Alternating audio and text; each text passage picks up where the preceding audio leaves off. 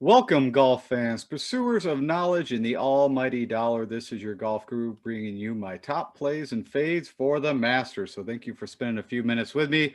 I will go over, actually dive deep into my top 10 plays and why. There's also 5 more don't forget abouts and my fades, and just some good housekeeping.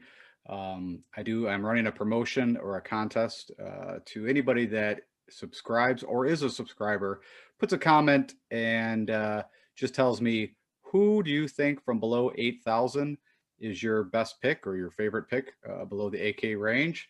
I will then randomly pick 5 of those folks to be receiving a $20 buy-in for the Millie Maker for the Masters. I will announce that tomorrow on my Hidden Gems, and get your emails and all that in the interim. So note to self ahead of time, subscribe, like, share, and send me a comment on who you like below AK. All right, let's get into this. So on the preview show yesterday, I talked about how do you win the Masters, and I don't think it's any shocking that it's history, it's earning it, it's the mental fortitude to stay in there. We've seen, the back 9. You've seen the likes of Cantlay, Molinari, Finau. I mean, just recently of guys that, have lost a tournament. And if you look at the winners, especially Tiger, who's won multiple times here, you just got to have the mental strength. And you can't, it's really hard to measure that. But if you do look at history and guys that have been here before, it takes multiple times to earn it. And if you look at it just from stats and looking at the course and what people have done well in the past, typically it's, you got to be able to score on the par 5s. That's the opportunities. You got to drive it accurate to set up for your next shot. And you got to be a great ball striker. You got to be excellent around the green and out of the sand. And if anything, you got to have just that putter for that 4 days, which is no different from any other tournament. On a side note, which you probably already heard, but if you haven't, Sergio Garcia is out. He did test positive for COVID-19, and so that's him, and also now Joaquin Niemann. Hopefully we don't lose anybody else, and I've been working on this for the last couple hours, so somebody else could have dropped off already while I'm actually recording this. And just a note to self, I am recording this at 4 p.m. Eastern time on Monday, trying to get this out a little earlier for you guys. All right, let's get into the picks.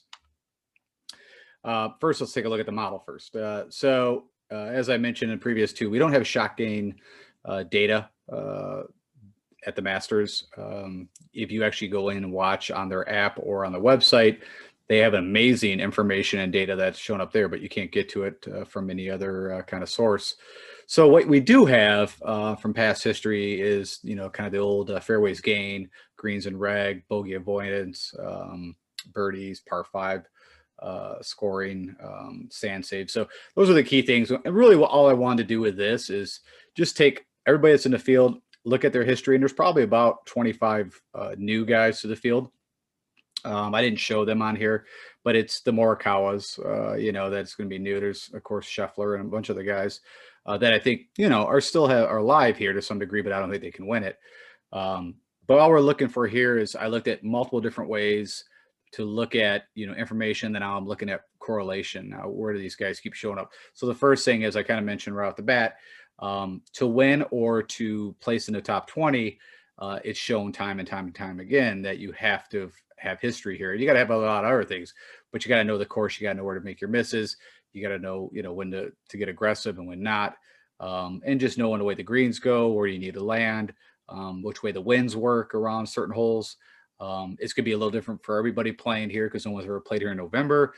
It's going to be wet from everything that we're seeing. I think now it's like 90% rain. So hopefully we even get Thursday's golf, and it wouldn't shock me if it actually gets pushed back, which I don't want to jinx it. Hopefully not. But we're gonna have a bit of weather too. So that's something that I'll probably put out tomorrow, my Hidden Gems, kind of my all weather team. Cause I'll probably put a build for that, cause you just don't know. All right. Enough talking about that. So if you just look real quick, you got Justin Rose from, again, this is complete past history of playing. So you've got guys that have played here a lot more than others. I mean, Rose 54 rounds compared to Ron playing 12 rounds. But he actually lead in greens and reg, bogey avoidance, Tiger Woods, not a shocker. I'm sorry. Double bogey avoidance was led by Tiger Woods. You got Phil Mickelson with bogey avoidance and par 5 scoring, but again, that's 64 rounds combined. And then birdies, of course, Jordan Spieth, so no shocker there. But that's not so much what I'm looking at. What more I'm looking at here is just to see who's got the course history and how they done with just the information we can pull from there. So let's move on. Now, the next thing is now recent form. And so what I did here is looking at just the past 24 rounds. And then the key areas that I'm looking at, which I think you're going to need. Of course, you're going to need off the tee. I talked about that. But I think I weighted approach heavy and around the green heavy and putting heavy. That's the meat of the areas that I want to look at. Ball striking is in there. Again, fairways gained, sand saves. The two major par fours that are going to be playing here, and distance-wise is between 450 to 500. As I mentioned, par 5 scoring is important, so that's weighted to 10%. All about avoiding the bogey, so 3-putt avoidance at this course, as you saw on the first screen. This course is synonymous for making 3 putts. So I put the 3-putt avoidance, the bogey avoidance, and then I think a lot of the approach shots from everything I could glean, they're longer in length because there's going to be guys hitting long irons, 3 woods, hybrids. There's also going to be guys that are going to try to take some sight lines or some, drive lines that, maybe isn't the norm, which that's the whole Bryson conversation. But all said, that's the areas that I've been focused on. So this is just recent form with those key indicators. And then who popped up? And no shocker, you got DJ at the lead. But, again, from a correlation standpoint, Rahm, Simpson with history, Louie, Hideki, Bubba, and Lee Westwood. I move on to the next one. This is now recent form, 24 rounds with the same key indicators, but I put in some filters to kind of get a little more course comparison. So this is on bent greens. This is 7,400 yards or more. And there was one more that I'm forgetting. I'll think of it after. But there was three different filters that I applied that use the same as looking at Augusta or compared to Augusta. And who popped up with that? Lee Westwood, Hideki, again, Rahm, Webb, Bubba, Louie. Other guys you'll see that popped up, in a couple different places over and over. But all the guys that popped up, I believe, on all 5 of these that I ran is what I'm trying to show. And then I wanted to look at specifically shot gain approach around the green and putting.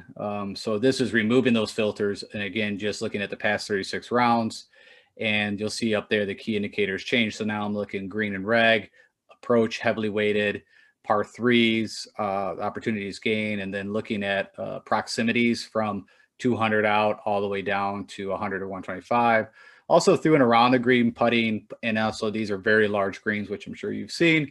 So I also wanted to look at the 25 putts and out because that is where the 3 putts are the bogey avoidance, and threw that on the end. And so again, I wanted to see Morikawa actually came out on top. Again, looking at recent form. But again, Rahm, Hideki, Bubba, Webb, some of the same guys just keep popping up.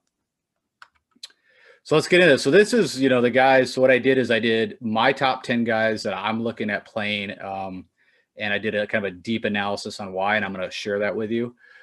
So the first thing is, if you look at Justin Thomas, his cost on DraftKings right now is 10,700. His odds are 14-1. And the first thing you're looking at there is his total tournament history and kind of comparisons against them. But the key ones is to look at the top line and compare it to like the last 10 or last 20 tournaments. He's staying stable everywhere. You look at the approach is a little less than usual, but the putter's a little better than usual. So I kind of cancel those out. He's probably the only one actually that doesn't have a significant game, but he does everything so well anyways. As you see, everything's green over his whole 154 career. But, where he has struggled, which if you've been watching, is a couple off the tee issues at times. It'll kind of get a little wild, but, nothing to worry about. And his approach is a little bit less than usual, but he's still one of the best approach iron players there is, and around a green is ridiculous. And if the putter's hot as everyone, Justin will go. So for the upper prices, I like JT from what he prefers putting on, from a strokes gained putting surface. He does like bent.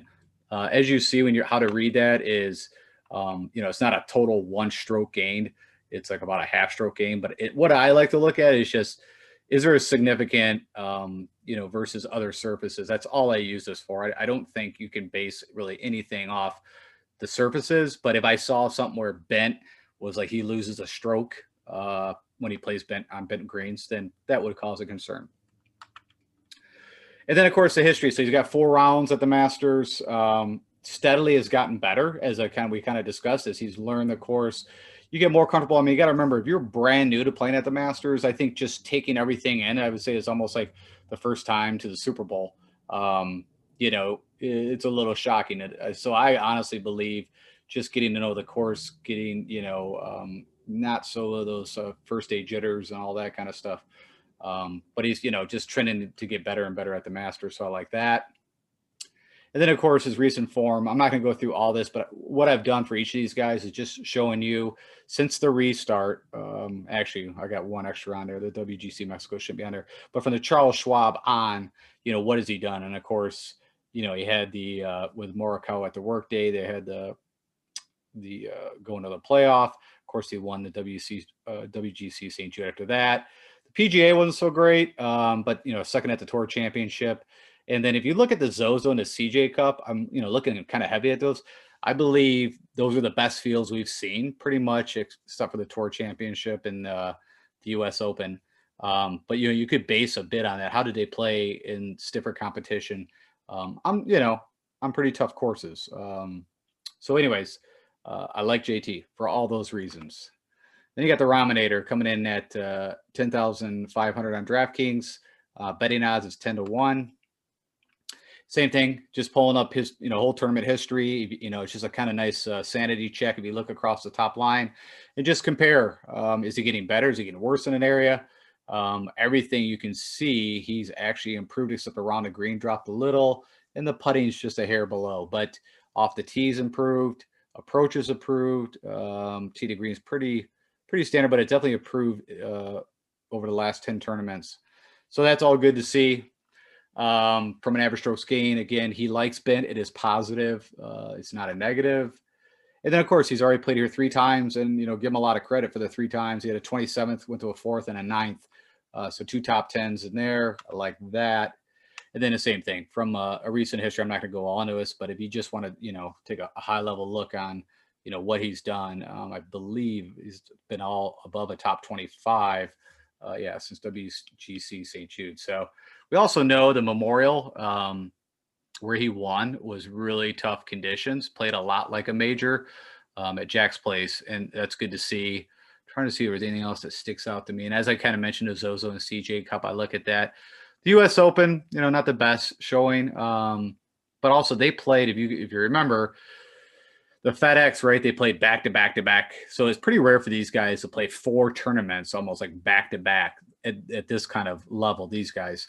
I think he even mentioned that he was pretty much drained and mentally drained by the time he got to the US Open.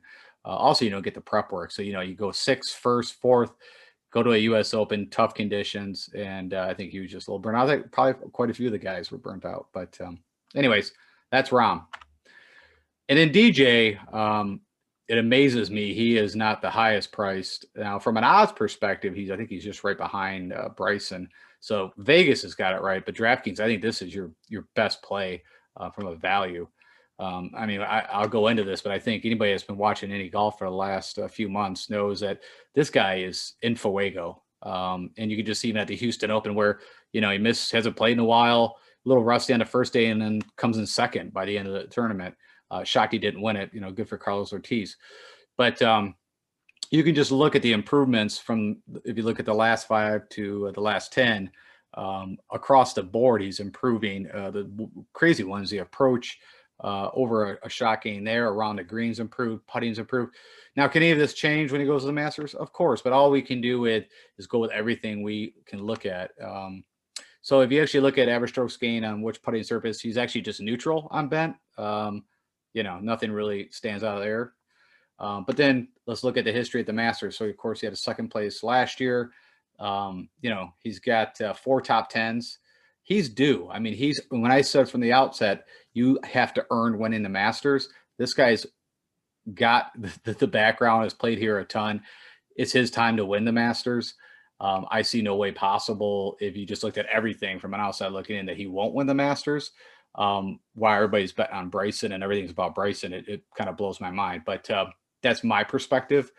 And then, of course, just look at recent history. So again, since the restart, he had a miscut at Charles Schwab. Quite a few guys actually that came out of the COVID shutdown that are really good golfers miscut to Charles Schwab, which is kind of crazy. But then look at the torrid pace. I mean, it's like a top 10 to a top 5 every tournament, and they're all big tournaments. The Houston Open, I think there was some correlation there. If you just think about the firmness of the greens, if you think about how they had so much runoff, quite a bit of undulation. I don't want to say it played like a major, but it was tough. It was a tough course. And so, that's a good little test that they had right before that. And then Koepka, we could talk a lot about Koepka, but what I wanted to show first thing is back to what I'm looking at. I know that Koepka is not at 100%, but is he at 90%? And then when I talk about the mental aspect to win something like the Masters, nobody except after Tiger, I would pick that is more mentally strong than Koepka. And so, how do you weigh that? You can't, but I still believe that is a key, crucial element to winning this thing. And everybody thinks, oh, he's been terrible. He's terrible. Well, let's look over his last 5 rounds. So he's compared to his complete career, shocking total, he's actually ahead. Tee to green, he's ahead. Now, off the tee, he's lost a hair, but I don't know if you heard at the Houston Open the first day, and probably the reason why maybe he didn't win the Houston Open was he put a new driver, I think just to test it out to see for the Masters, and he said it was a disaster, that he was all over the lot. And so the next day, he threw in what he usually hits off the tee, driver, and got back his confidence and was hitting it in the fairway. But then look at his approach, what he's gained, shocking approach. I mean, he's never done that over his history. And around the green, he's positive. And again, it's funny, he's been saying, I just haven't built a score, but I've been playing good golf. And I think everybody from afar was like, man, what are you talking about? But then look at the putting.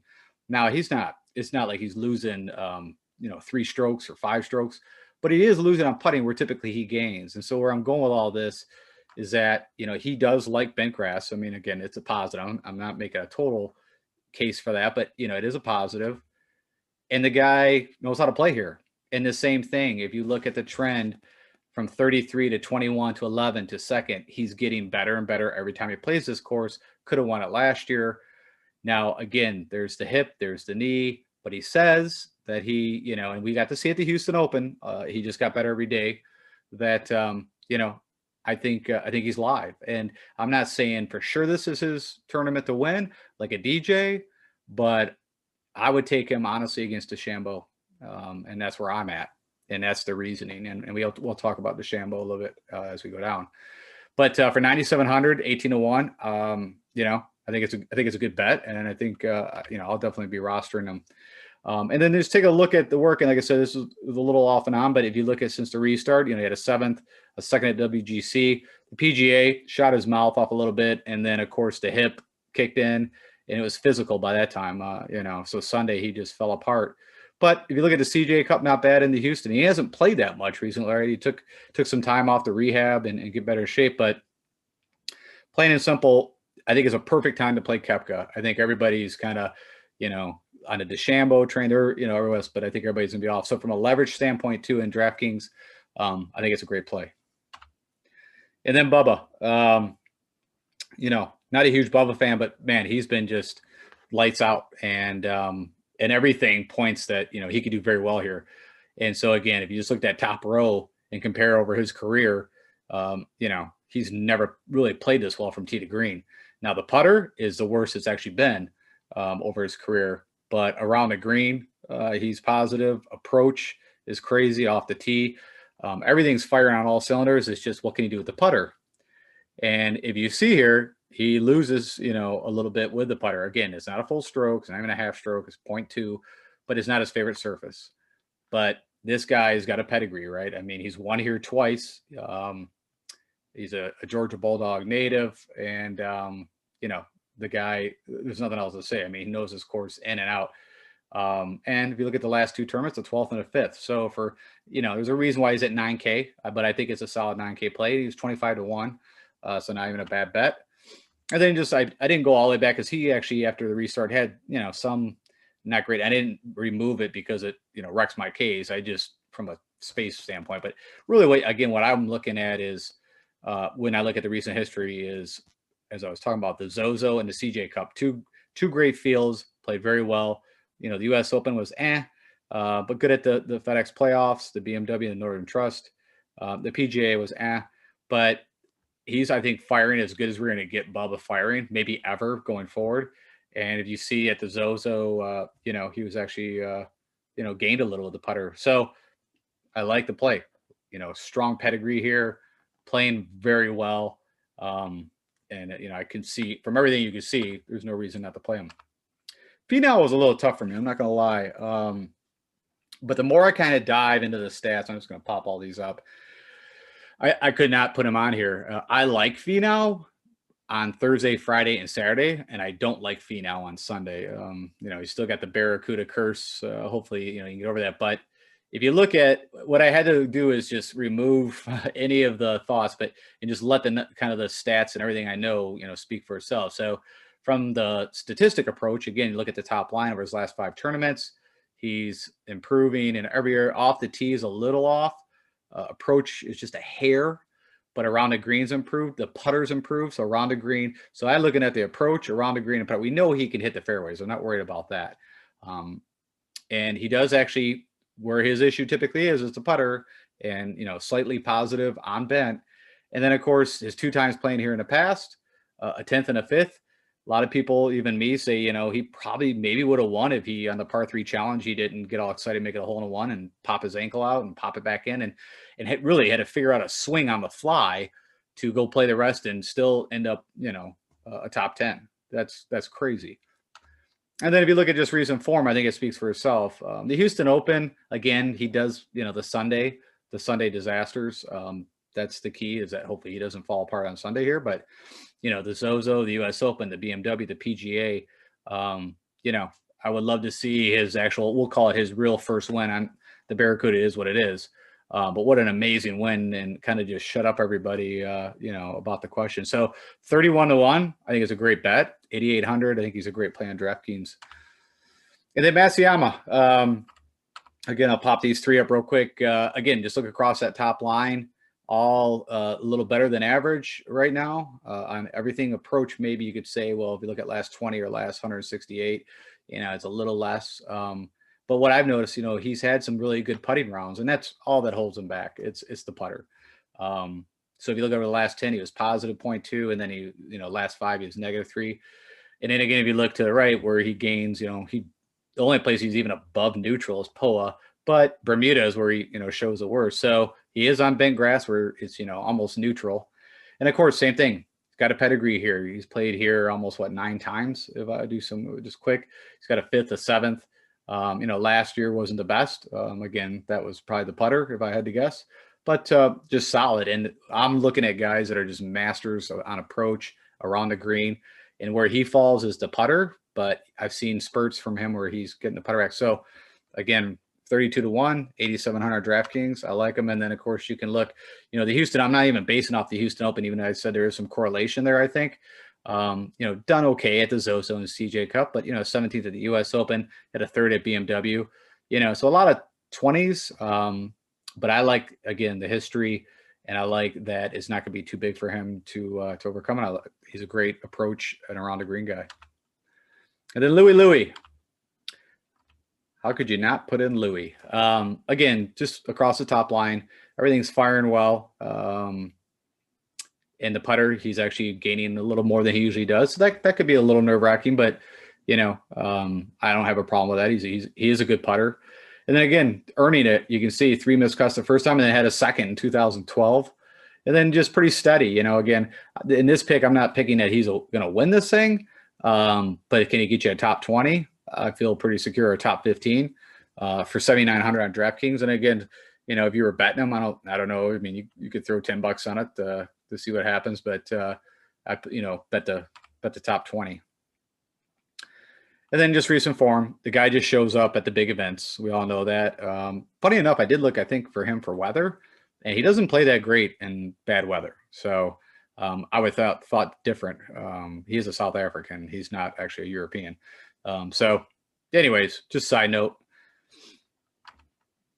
And then Lee Westwood, first thing, because he hasn't played here a lot, but I wanted to pop up his European stats. And again, this is playing against European players where the fields aren't as strong, but the BMW PGA Championship is a strong field. You get the Fleetwoods and the Hattons, and, I don't know if Reed played in that or not off the top of my head. But, he's had some solid finishes there. So that's key. Again, from a putting surface, it's not hurting him to play on bent. And again, just a strong pedigree at the Masters. He's got some runner-ups. He's got a third. He didn't play it in 18-19, but, had an 18th in 2017. So the guy knows the course. He's done well here in the past.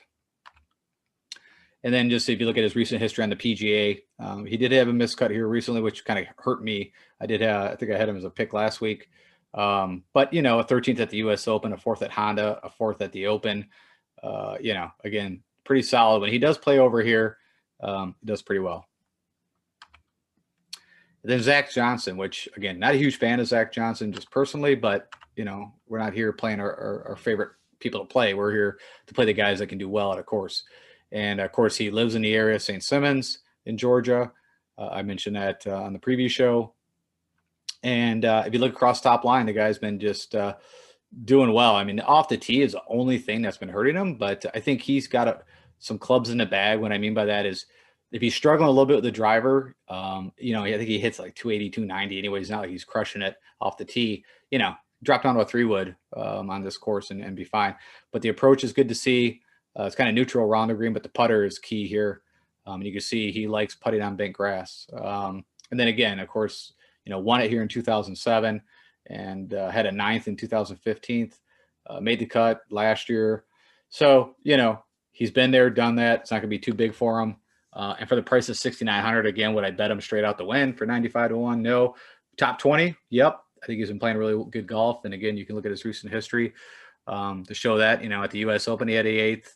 7th at the Wyndham, 11th at the Travelers, 19th at the Shriners, where they had to go low, right? I mean, I think it was 700 was the cut there. I think the cut was 600, so he had to shoot 700 to make the cut. And then just guys that, I didn't have time to keep doing that kind of, but I did do some background. Now, Paul Casey, right? He had the 2nd place at the PGA, T16 at the BMW, did well at the U.S. Open, but, almost could have won the PGA Championship. Then he kind of just goes off like Shriners. He didn't play well, CJ Cup. But the guy's, awesome with approach, solid off the tee. Around the greens, a little flaky. But, of course, he's got a good pedigree here at the Masters, too. Scotty Scheffler is the only one I picked that has no history at the Masters, but I have a straight out bet on him, 85-1. And I just think, his game is getting better since he came back. I think it was Sanderson Farms was his first tournament back after having COVID.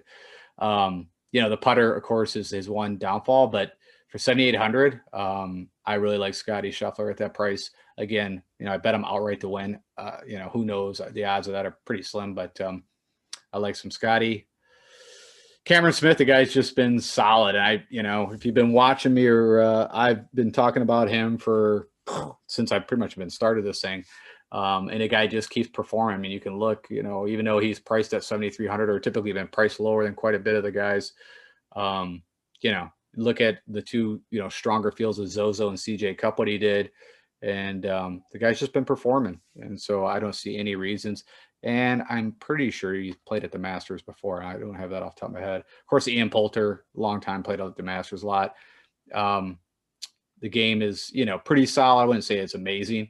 But I think, again, just with this pedigree here, I had that T12 at CJ Cup was good, and the PGA T22. So, and also weather goes a little nutty. I have to do a little digger, but I think he would probably be a good pick for that. And then Matty Wallace, same thing. He does play well in the bad weather. That's a known fact. And big events, he does show up. Again, look at the Memorial at the bottom there. A major risk kind of playing conditions and scoring. And had a T4, and he has played the Masters before. And so someone to keep an eye out is Matty Wallace. And again, these are all guys below 8K. And then my fades. I'm not trying to be, kind of game shocker or taking a hot take here, but Xander Schauffele, everybody's like, whoa, he shows up for majors and the guy is amazing. What I've been watching, I watch Xander very closely because I've even had him, betting and had him on my teams, and I like Xander. But he's been having one round, if you watch, where all of a sudden his approaches, his irons, just start leaking to the right. It just happens out of nowhere, and he can't stop it. And that's how he gets. And then, the next day he'll figure it out or, work on it and get it back. And if you go through like tournament through tournament, maybe not at the Tour Championship, where he would have, won outright if they didn't have the whole stroke thing. But all the other tournaments, that's where he gets in trouble. It's just that literally that all of a sudden one round just for some reason just starts leaving everything out to the right. So that's my thoughts. He had a second here. He's played here twice at the Masters. He had a second place last year. I think he had a 50th before that or whatever it was. I'm not feeling Xander, and that's why that's the reason why I fade him.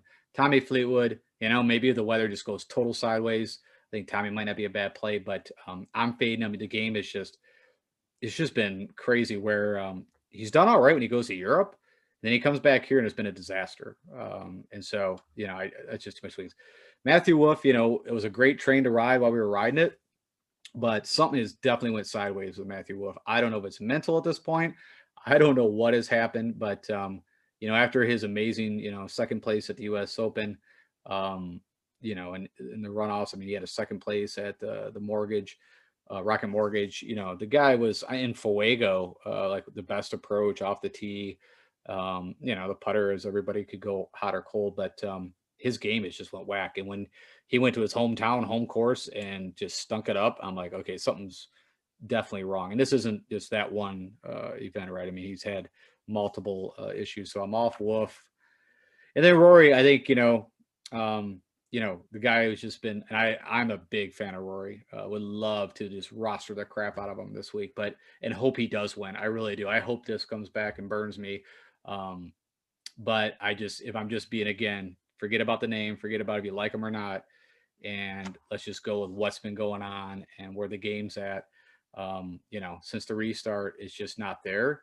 And, he's showed little spurts here or there, but not enough to pay the price that they're asking. And you got other guys you got to pick that, are worthy of that cost. And if you want to leverage play, I'm guessing, I don't know, maybe people, because this is going to be a lot of people playing this that, don't typically probably play DFS golf. So they're going to know the name and, maybe his ownership will be up, but I guess for the guys that know what they're doing, he's not going to be too heavily. And then, I talked about DeChambeau, and this is not, again, a hot take. So if you look at Schauffele and DeChambeau, but from everybody else, this tournament is already over. DeChambeau won it. This has been talked about. He's been building his game, to play the Masters. I talked a little bit on the preview show, but where DeChambeau struggles is approach and around the green. Solid putter. Some people think he can't putt. He's actually a great putter, and he's, of course, gaining a crap load off the tee.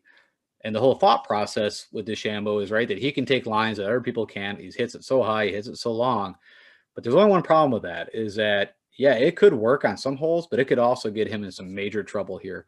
And also, if you think about weather now, if the weather comes up, I think that's even going to make it different. And then also, as we know, I don't know if he's doing it, but what he's been talking about doing is putting a 48-inch driver in the bag. He's been working on that to even gain more. So either it's going to be an experiment that goes way awry, or he's going to win the thing, one way or the other. And I'm going with, I think it's going to go awry. And what I've always seen is when somebody thinks, or everybody thinks, that this is the guy that's going to win, and from a betting odds and everything, that it's just a no lose. Well, if you watch football, the Saints versus Tampa Bay, you saw that last night. Now, in a million years, no one thought that the Saints were going to win 38-3 and just destroyed them. It wasn't even a competition, and that Brady would, perform the way he did. So all that is saying is that nothing's ever for sure. And for the money and for how the cost difference between him and a DJ, that's where I'm going.